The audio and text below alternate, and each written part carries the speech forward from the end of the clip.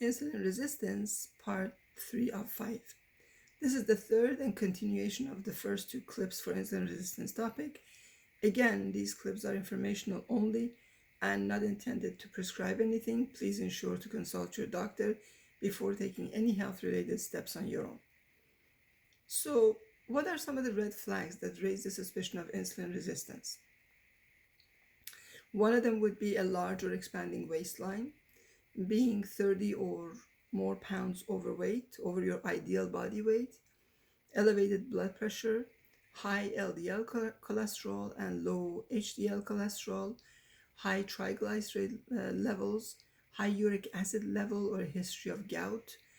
In women, having a condition called polycystic ovarian syndrome, or PCOS, a history of gestational diabetes, which is high blood sugar during pregnancy, skin tags, dark patches in the knees, elbows, or the neck area, feeling sleepy after eating, craving for sugary foods and increased hunger,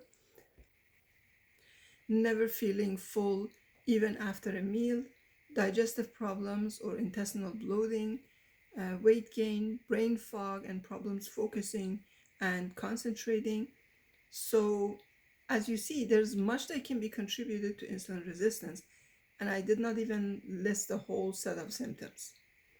Although, keep in mind that these symptoms can also be caused by many other underlying issues as well. One of them would be, for example, candida. So, there are a variety of tests that you can do to know if you're insulin resistant. There's fasting insulin test level, there's hemoglobin A1C test, but unfortunately, there's not one single test that can accurately and confidently tell you if you're insulin resistant. You need a combination of tests to sort of know that. This issue responds well to diet and lifestyle changes.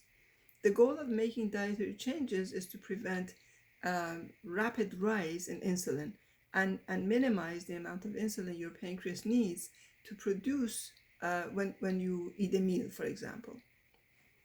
So let's look at why did the receptors become so resistant to opening. Basically, they're bombarded with too much insulin. High levels of circulating insulin and insulin spikes after a meal cause the receptors to shut their doors, to shut down, so glucose can't get in. The receptors will only become responsive to insulin once again when the amount of insulin that they're exposed to drop.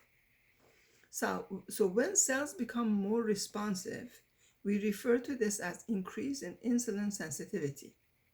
The way to improve insulin sensitivity is to change the composition of your diet, lose weight, and add more physical activity to your daily routine. So, for example, eat right 90% of the time and loosen up a bit and have fun 10% of the time. One major change is to replace the processed foods with whole foods. Whole foods are single ingredient, like nuts, vegetables, lean meat, right? They don't have a variety in them. So read the labels of the foods that you purchase outside to ensure there is nothing in them that you either don't know what it is or you can't pronounce, as well as variety of sugars and preservatives and added coloring and so on. So cola drinks, even the diet ones, are absolutely the worst kind of sugar, as well as harmful in so many ways and not just insulin resistance. Fruit juices.